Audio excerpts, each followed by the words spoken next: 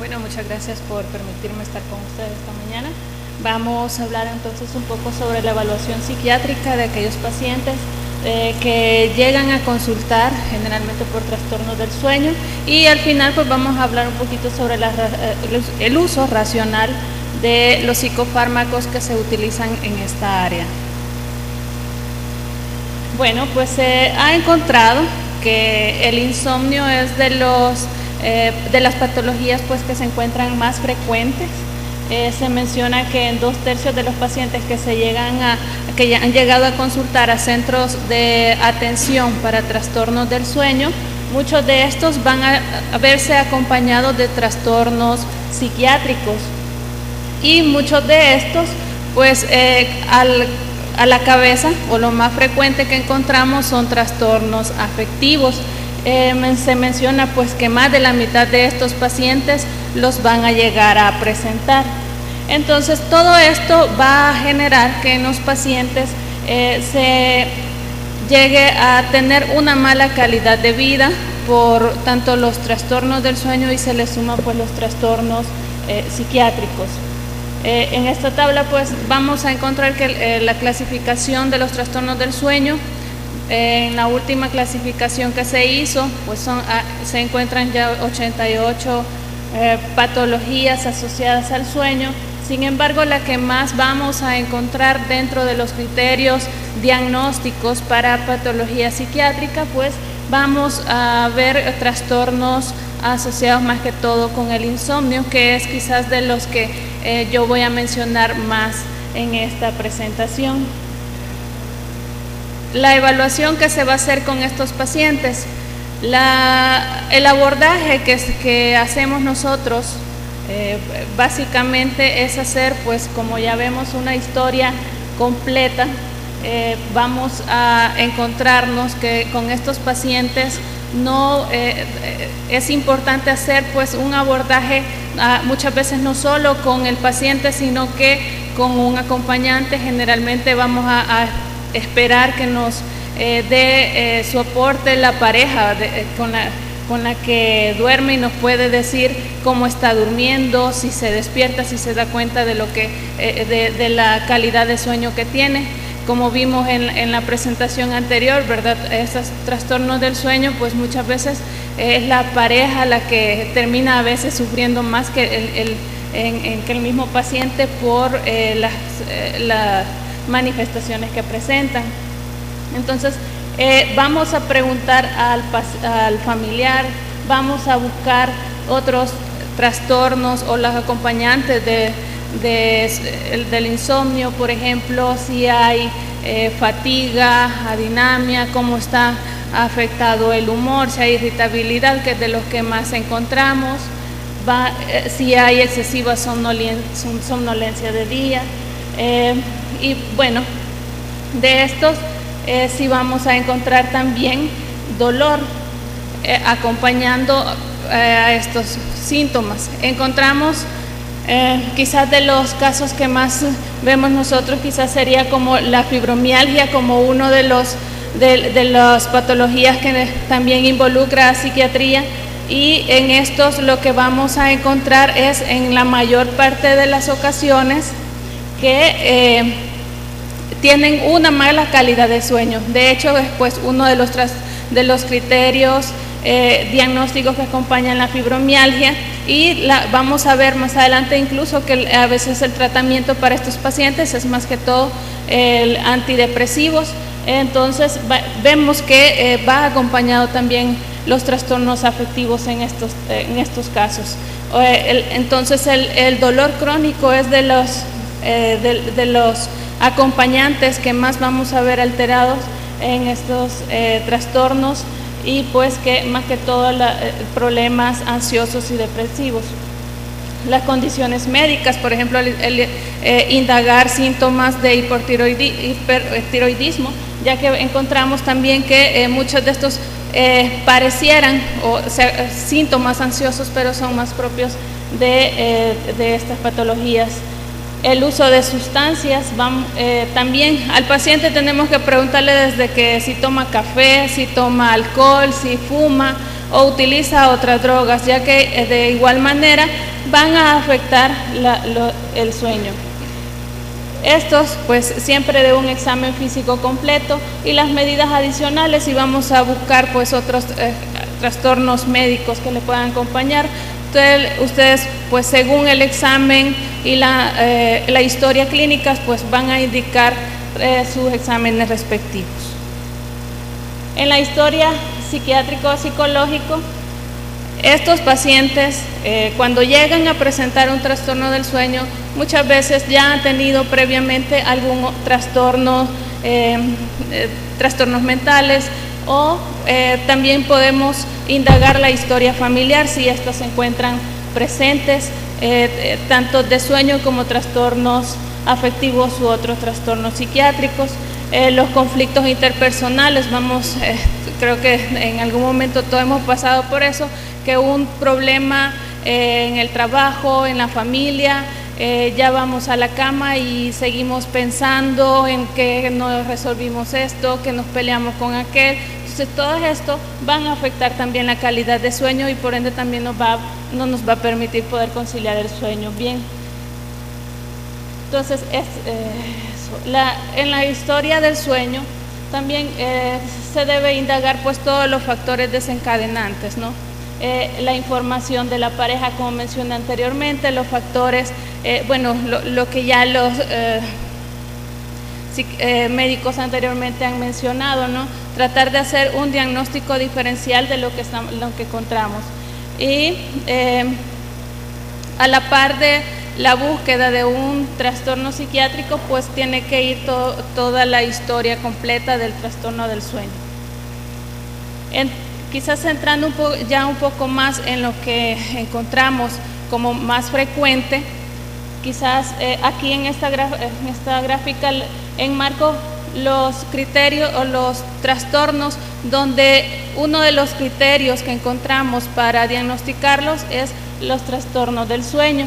Y muchas veces estos pacientes no van a llegar a decir, mire, es que me siento mal, me siento deprimido, o me siento ansioso, o estoy escuchando voces, cualquier cosa. Eso no lo van a mencionar.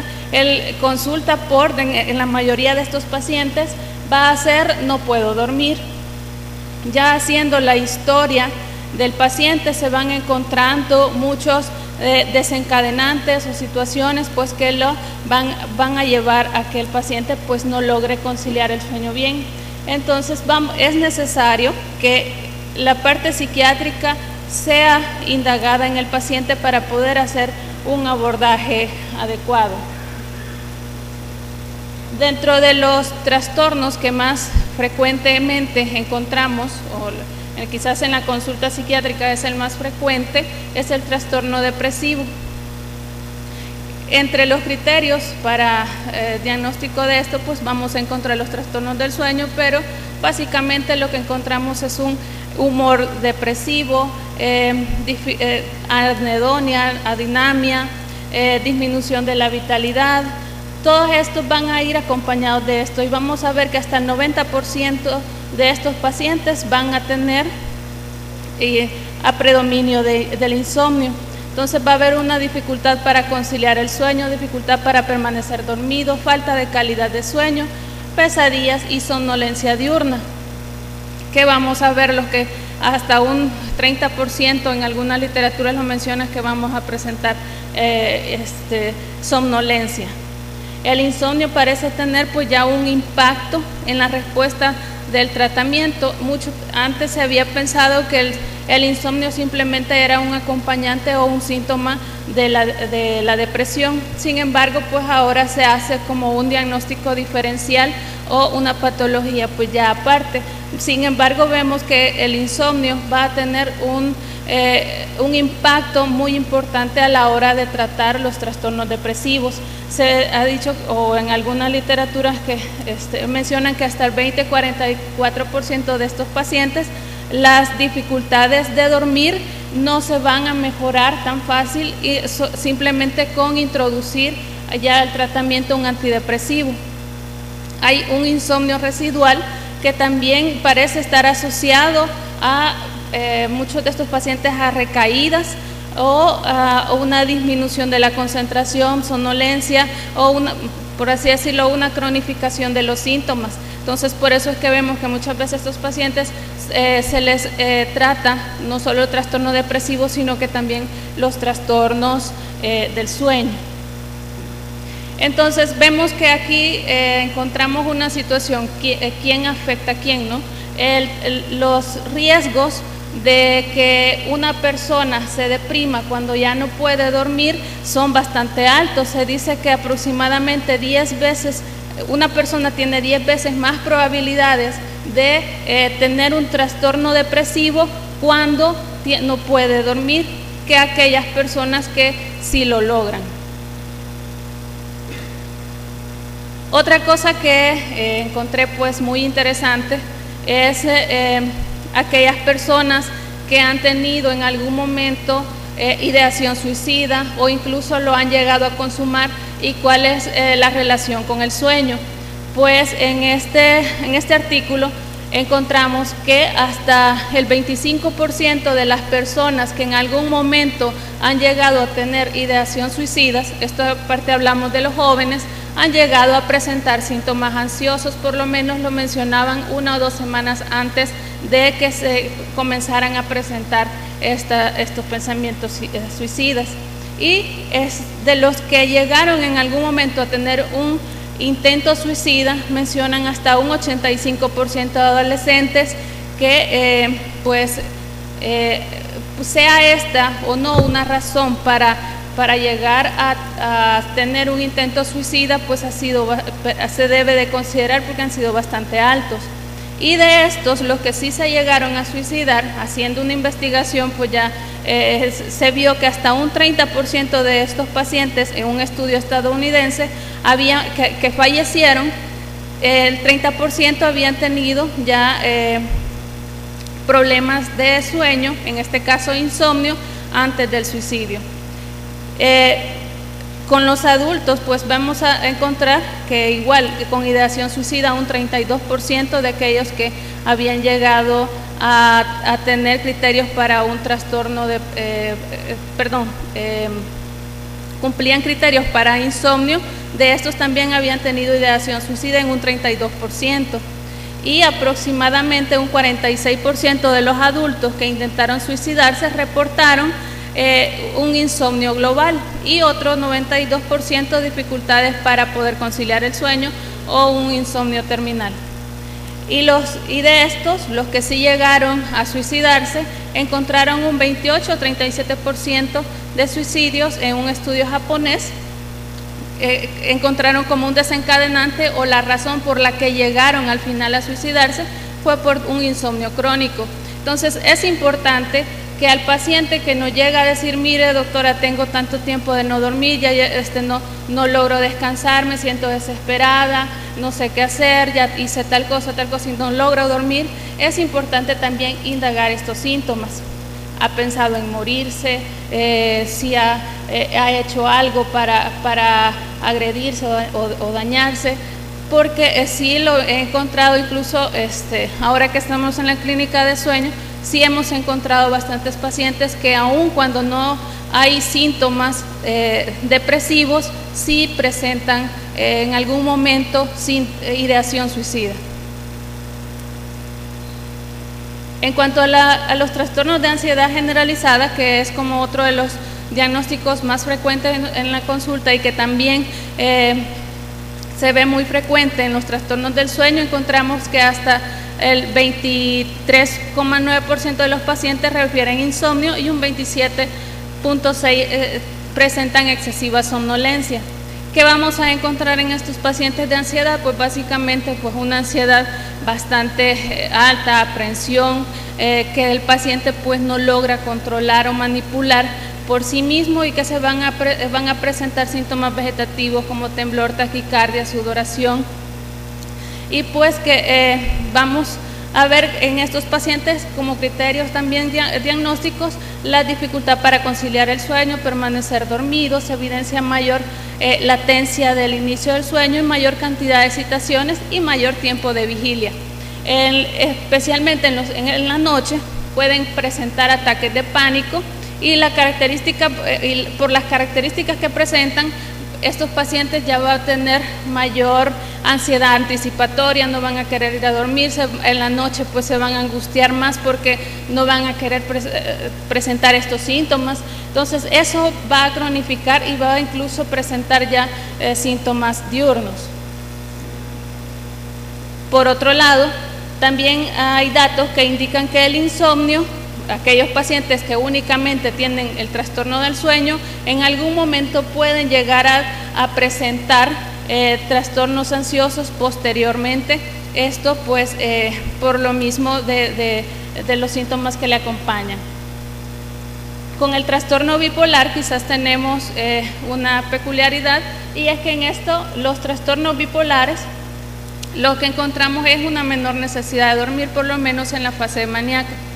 Estos tiene que hacerse diferencial quizás con el insomnio, ya que en el insomnio lo que vamos a ver es que el paciente sí tiene ganas de dormirse, si quiere hacerlo, tiene las posibilidades de hacerlo, pero no puede, y esto va a generar pues ya síntomas diurnos. En estos pacientes no, ¿verdad? Lo que hay es una menor necesidad de dormir, por lo tanto al día siguiente van a andar lúcidos, van a andar hiperactivos, cosa que no vemos en el insomnio. Y durante la fase depresiva del trastorno bipolar, básicamente vamos a encontrar las mismas características que en el trastorno depresivo, ¿no? O la somnolencia como característica principal. En el estrés postraumático, que es otro de los trastornos donde encontramos acá unas características bastante peculiares, y es que en estos lo que encontramos es sí dificultad para conciliar el sueño, pero cuando lo hacen encontramos que son pesadillas, y pesadillas relacionadas más que todo al evento estresante o causante del trastorno. Y por tanto pues todos los pacientes que vamos a buscar con un trastorno de estrés postraumático van a tener un trastorno del sueño. Ahora, ¿cuál es el riesgo de que alguien que ya tiene un trastorno del sueño presente a futuro un trastorno de estrés postraumático?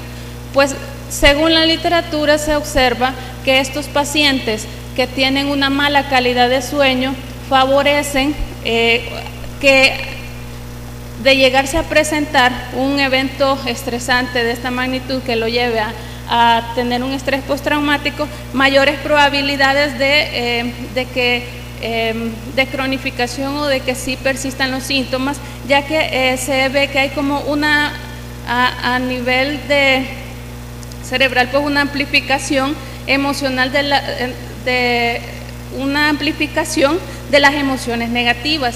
¿Qué quiere decir esto? De que la persona que duerme, se dice que menos de 5 horas, tiene la dificultad de que no logra procesar mejor las emociones negativas o perturbadoras del día, y es lo que observamos en estos pacientes. Entonces, eso por una vía de la corteza prefrontal, ventromedial y la amígdala, que amplifica estas señales, y la amígdala pues refuerza todos los síntomas que se presentan en el trastorno de estrés postraumático.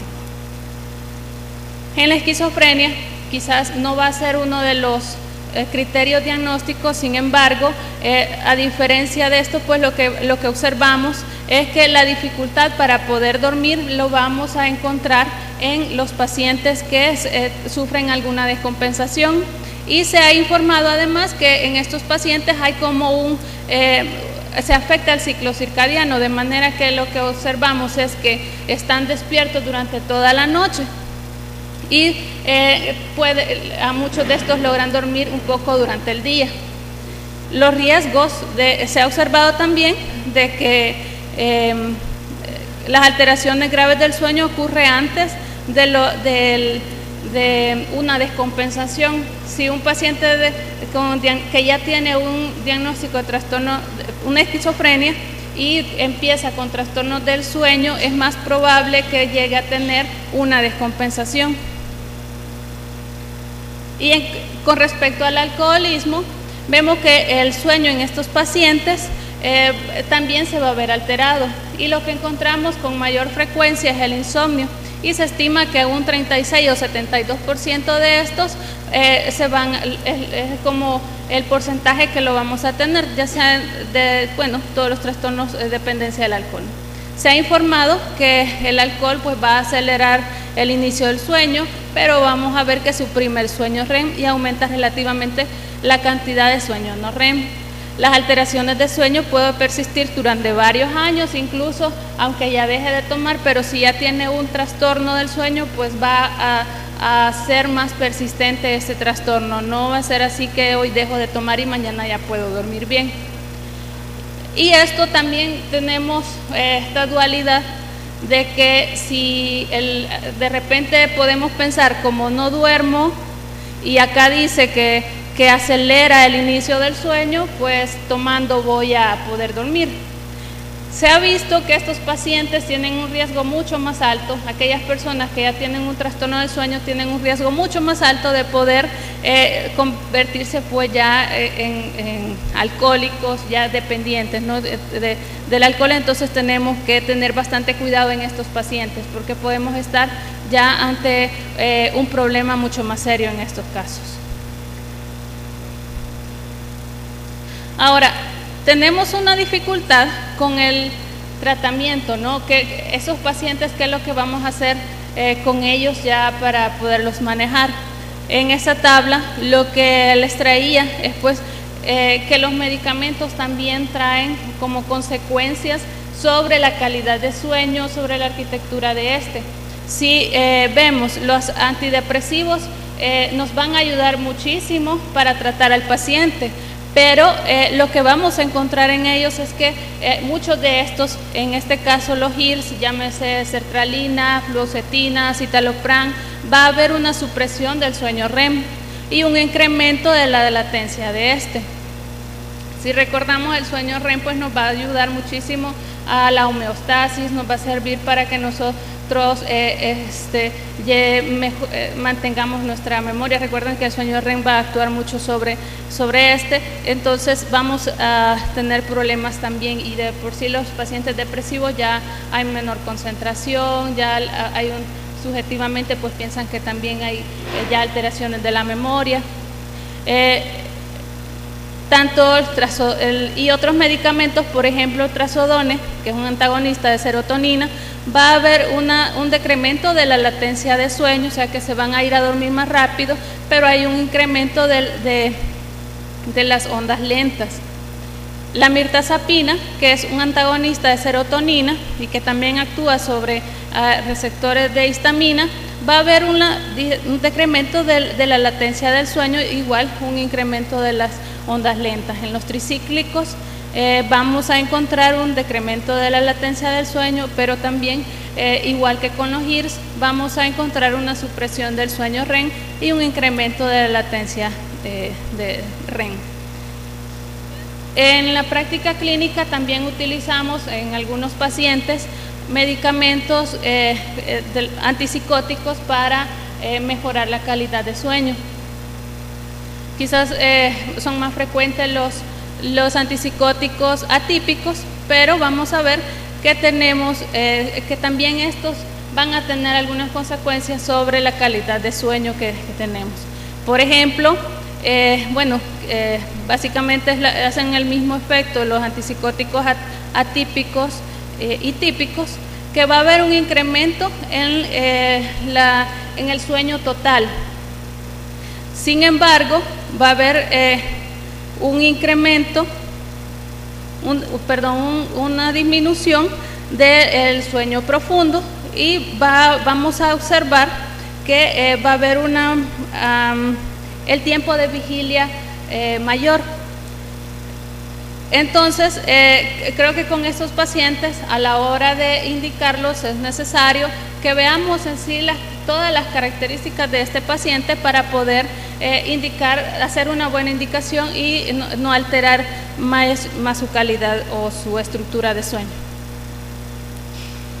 En cuanto a las benzodiazepinas, que es como de los medicamentos mayormente utilizados para trastornos del sueño y que también utilizamos en psiquiatría básicamente, o de los más frecuentes, para trastornos ansiosos, vemos que también va a haber una disminución de la latencia del sueño, pero vamos a encontrar que si lo utilizamos más del tiempo que está establecido, una disminución del sueño REM o un aumento de la latencia del sueño REM, por lo que también es necesario que tengamos mucho cuidado en aquellos pacientes. Recordemos que, o vuelvo a insistir, tenemos mucha relación del sueño REM con lo que es la memoria.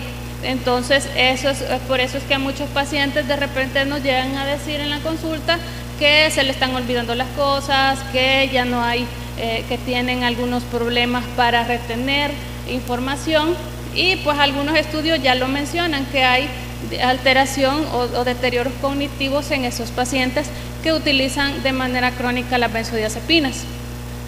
Entonces, ¿qué es lo que podemos utilizar o cuáles van a ser los parámetros para poder optar por un medicamento?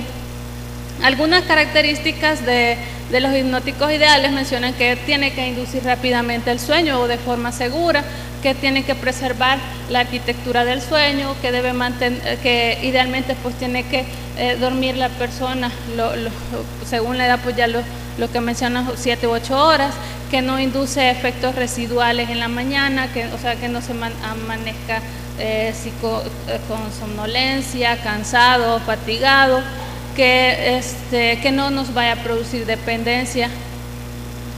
Que si los suspendemos pues que no haya insomnio rebote, que no, en aquellos pacientes como mencionamos, ¿verdad?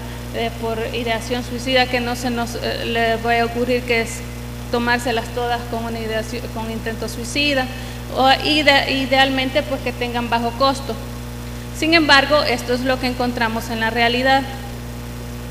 Si vemos los medicamentos que ahorita tenemos en el mercado no cumplen todos estos criterios.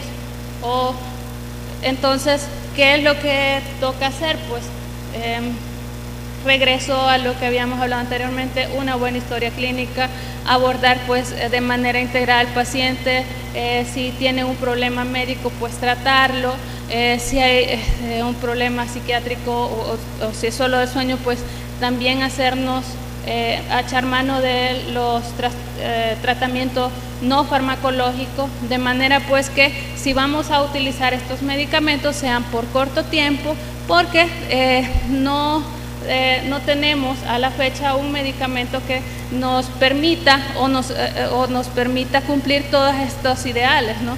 Entonces, por lo menos la arquitectura del sueño únicamente lo menciona con los componentes Z o los hipnóticos no benzodiazepínicos. Sin embargo, lo que vemos en como la indicación es que no se utilice por largo tiempo, sino que utilizarlo nada más unas 4 o mucho 8 semanas. Pero lo que vemos en nuestros pacientes es que, doctora, no duermo, déjeme otra vez la medicina, o se terminan automedicando, y lo que encontramos es que ya no logran dormir bien después de eso, porque ya toda su estructura del sueño se ve alterada. Entonces tenemos que tener bastante cuidado con eso, ¿sí? Entonces, idealmente, las últimas, como recomendaciones últimas, tener un paciente que, si vamos a indicar un medicamento, ya sea benzodiazepina u otro de los que mencionamos, que cumplan un perfil adecuado según el paciente. Explicar al paciente todas las características del fármaco para que ese también no nos contribuya a querer mantenerse con el medicamento eternamente, ¿verdad? Y explicar al paciente todos los problemas que esto trae y mantenerlo lo más posible pues en el corto tiempo. Suspenderlo una vez se hayan tomado otras medidas no farmacológicas. Y de todo eso, pues garantizar al paciente o ayudarle a aclarar dudas que en algún momento estos puedan tener. Generalmente son los pacientes que tienen miedo: doctora, si tomo esa medicina me voy a volver dependiente, nunca me la voy a quitar, etcétera. Y se debe evitar pues emplear medicamentos en situaciones clínicas que no lo requieran. Es por eso que se debe hacer una historia completa en estos pacientes. o por lo menos omitir medidas farmacológicas cuando éstas sean pertinentes. Y por último, pues quizás un poco de la última diapositiva, algunas recomendaciones para disfrutar de la vida y dormir bien. Sí. Eso.